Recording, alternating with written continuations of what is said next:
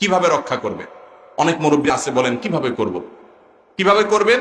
আমি 5টি করণীয়ের কথা বলছি। নাম্বার 1, একেবারে ছোটবেলা থেকে, বরং তারও আগে থেকে, মাতৃগর্ভ থেকে দুনিয়াতে যখন আসে তখন একটা দোয়া পড়তে হয়। বেশিরভাগ মানুষ জানে না। নবী করিম সাল্লাল্লাহু আলাইহি সাল্লাম তার প্রিয় নাতি হাসান এবং হোসেন রাদিয়াল্লাহু তাআলা আনহুম যখন দুনিয়াতে আসছে, তাদের কোলে নিয়ে দোয়াটা করেছেন। আল্লাহর কাছে শয়তান থেকে পানা চাইছেন, আল্লাহ, ওর দুনিয়াতে সবচেয়ে বড় ইবলিস হলো তার সবচেয়ে বড় শত্রু। এই বাচ্চার শত্রু যেন তাকে ক্ষতিগ্রস্ত করতে না পারে, বিপদগামী করতে না পারে, জাহান্নামের দিকে নিয়ে যেতে না পারে। আপনার কাছে আমি আশ্রয় চাই, এই বাচ্চাটাকে আপনি সেভ রেখেন শয়তানের আক্রমণ থেকে। দেখেন, অভিভাবক ওই জন্ম থেকেই শুরু, বরং তারও আগে থেকে। একজন মানুষ, একজন সৎ স্ত্রী, একজন মহিলা, একজন সৎ স্বামী অন্বেষণ করবে, নেককার স্বামী অন্বেষণ করবে। কেন? কারণ হলো তার সন্তানরা যাতে দিনদার হয়। তো এই জন্য প্রথম পদক্ষেপ হবে, সন্তান যখন ছোটবেলায় বাচ্চা থাকবে তখন থেকে তাদেরকে শালীন পোশাকে অভ্যস্ত করতে হবে। আজকাল আমি ম্যাক্সিমাম পরিবারে দেখি মেয়ে সন্তান হয়তো 4 বছর, 5 বছর, 6 বছর বয়স, এদের তো এখনো পর্দা আসে না, ছোট মানুষ, কিন্তু তখন থেকে দেখা যায় এমন সব পোশাক আশাক কেনা হয় বাজারে, এমন সব পোশাক আশাক বেশিরভাগ ক্ষেত্রে পাওয়া যায় রেডিমেড, যেটাকে রীতিমতো অশ্লীল বলা যায়। বাচ্চার ক্ষেত্রে অশ্লীলের প্রশ্ন এতটা আসে না, কিন্তু সাধারণত এই একজন মেয়ে মানুষ অশ্লীল এবং নোংরা পোশাক যেগুলা পরে, বাচ্চাদের ক্ষেত্রে সে ধরনের পোশাক বেশিরভাগ রেডিমেড পাওয়া যায়। এই জন্য অর্ডার দিয়া একটা শালীন পোশাক বানান, একটু হাফ হাতা থাকে, অন্তত 3/4 থাকে, একটু ঢিলা ঢোলা থাকে। অনেক বাচ্চা মেয়েদেরকে দেখা যায় প্যান্ট এবং গেঞ্জি পরানো হচ্ছে, দেখতে বিশ্রী লাগে, বিশেষ করে যখন 6, 7, 8, 9 বছর বয়স হয়ে যায়। অনেক বাপমারা তাদের মানসিকভাবে তাদেরকে অশ্লীলতার চর্চায় বড় করে তুলছেন। সৌদি আরব থেকে আসার সময় পোশাক নিয়ে আসতেছে, এমন পোশাক যেটা রীতিমতো অসুন্দর এবং দৃষ্টিকটু। একটা মেয়ে, সে ছোটবেলা থেকে লাজুক হবে, পর্দানসীন হবে, তাকে সেভাবে আপনি পোশাক আশাক পরাবেন, সেভাবে তাকে আপনি নেকাবে অভ্যস্ত করবেন, উৎসাহ দিবেন, অনুপ্রেরণা দিবেন। ঠিক একই কথা ছেলের জন্য প্রযোজ্য, সুন্দর পোশাক আশাক পরাবেন। এতে তার মানসিকভাবে, সাইকোলজিক্যালি সে আস্তে আস্তে পর্দা পশিদা বুঝবে এবং এগুলোকে নিয়ে বড় হবে। 1 নাম্বার 2, ছোটবেলা থেকে নামাজের অভ্যাস করবেন, কারণ ইন্নাস সালাতা তানহা আনিল ফাহশাই, নামাজ মানুষকে অশ্লীল এবং অন্যায় কাজ থেকে বিরত রাখে। ছোটবেলা থেকে যদি বাচ্চাকে আপনি নামাজে অভ্যস্ত করেন, আপনি নিশ্চিত থাকতে পারেন ইনশাআল্লাহ ও অন্তত অমানুষ হবে না। আজ পর্যন্ত দেখাতে পারবেন না 5 ওয়াক্ত নামাজ, ফজর নামাজ সহ আদায় করে একজন যুবক আবার মাদকাসক্ত, দেখাতে পারবেন? একটা দেখাতে পারবেন না। এই জন্য মাদকাসক্তি থেকে যুবকদের, তরুণদের বাঁচানোর জন্য তাদেরকে কোরআনের ছায়া তুলে আনা, নামাজে অভ্যস্ত করার বিকল্প কিছু হতে পারে। অনেক বাপমা আছে যে 6 বছর, 7 বছর, 8 বছর, এমনকি 10 বছরের ছেলে শুয়ে আছে, ফজরের সময় নিজে মসজিদে যাওয়ার সময় কম্বল টেনে বাচ্চাটার গায়ে দিয়া ওরে ঘুম পাড়ায় দিয়ে যায়। আছে না অনেক বাপ? তা আপনি কি জন্য মসজিদে যাচ্ছেন? আপনি মসজিদে যাচ্ছেন যদি লাভে, তাহলে সেই লাভ থেকে আপনার ছেলেকে কেন বঞ্চিত করছে না? ঠিক না বেঠিক? অনেক মা আছে, বয়স 50-এর ঘরে চলে গেছে, উনি মাশাআল্লাহ বোরকা টোরকা সুন্দর করে পড়েন, কিন্তু ওনার সাথে মেয়ে, যেটা ওনার যুবতী মেয়ে, ওইটাকে নিয়ে বের হচ্ছেন, ওর বোরকার নামগন্ধ কিচ্ছু নেই। বোরকা তো আপনার জন্য যতটা গুরুত্বপূর্ণ, ওর জন্য আরো বেশি গুরুত্বপূর্ণ। ঠিক না বেঠিক? তো সন্তানদেরকে ছোটবেলা থেকে নামাজি করবেন, তাদের চরিত্র হেফাজত করার জন্য। একদম ছেলে হোক মেয়ে হোক 5 ওয়াক্ত নামাজি বানান, নামাজকে বুঝান, নামাজের মর্ম বুঝবো যদি ওরা পড়ে, ইনশাল্লাহ ওরা ঠিক থাকবে। নাম্বার 3, নেককারদের সংস্রবে নিয়ে যান। আল্লাহওয়ালা, আমলদার, আল্লাহ ভীরু, মুখলেস, মুত্তাকি, পরহেজগার আলেমদের সান্নিধ্যে নিয়ে যান। দেখবেন বাচ্চাদের মধ্যে ওটার প্রভাব সৃষ্টি হয়েছে এবং এর মাধ্যমে তারা, মনে রাখবেন, ফিতনার আগুন জ্বালানো হয়েছে সারা দুনিয়াতে। বিনোদনের নামে স্কুলে বলেন, কলেজে বলেন, এমনকি মাদ্রাসায়, চতুর্দিকে ফিতনার আগুন দাউ দাউ করে জ্বলছে। এই আগুনের আঁচে সব জ্বলে পড়ে ছাই হয়ে যাচ্ছে।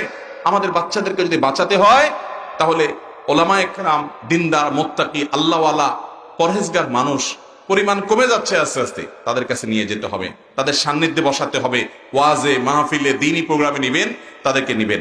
এর পাশাপাশি বিশেষভাবে ভালো পরিবারের বাচ্চাদের সাথে মিশাবেন, যারা পর্দা পুশিদা বুঝে, হালাল হারাম বুঝবে।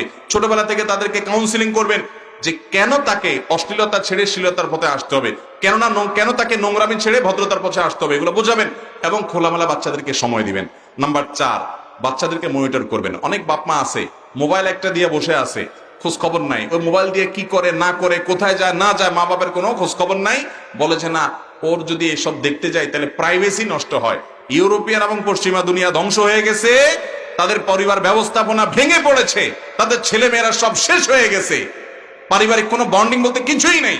এর অন্যতম প্রধান কারণ হলো এই অতি স্বাধীন চেতা হওয়া। ইসলাম মানুষকে স্বাধীন হতে বলে, অতি স্বাধীন হতে বলে না। একটা বাচ্চা পশ্চিমা দুনিয়াতে বাপ যদি তাকে জোর করে ধমক দেয়, তো প্রশাসন এসে, পুলিশ এসে হাজির হবে, বাপের হ্যান্ডকাপ করায় জেলখানা নিয়ে যাবে, জোরে ধমক দিছে কেন? বলেন, বাচ্চার জন্য বাপের চাইতে সরকার আপন হতে পারে? প্রশাসন আপন হতে পারে? দু চারজন অর্বাচীন বাপ থাকতে পারে, বিচ্ছিন্ন ঘটনা। পৃথিবীতে বাপ কেন, একটা পশু এটা বুঝে যে জন্মদাতা বাপ, গর্ভধারণকারিণী মায়ের চাইতে আপন কেউ হয় না। বাচ্চার ভালোর জন্য যদি সে শাসন করে, তো শাসনই তার জন্য উপযোগী।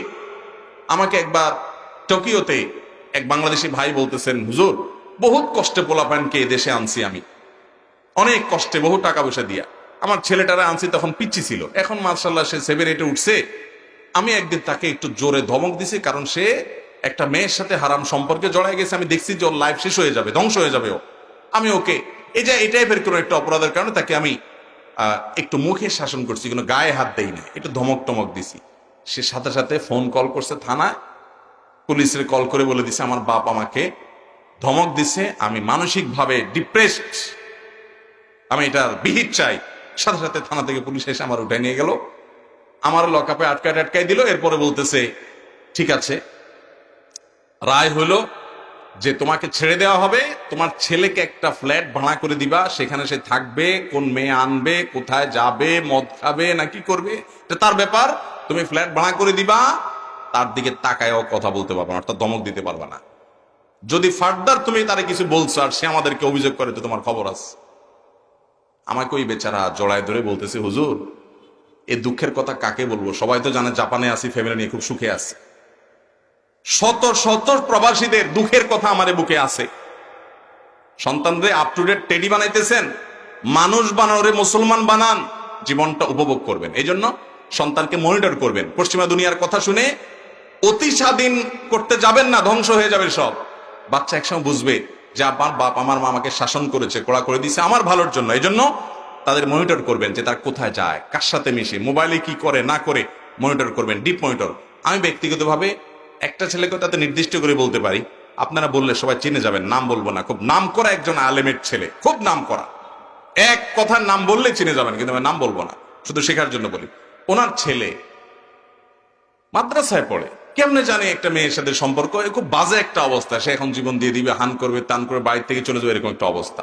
যে কোনো ভাবে ওই আলেম সাহেব টের পেয়ে গেছে ছেলের এই অবস্থা হয়ে গেছে, আরে এত কড়াকড়ির পরে অবস্থা হয়ে গেছে, কি করবে?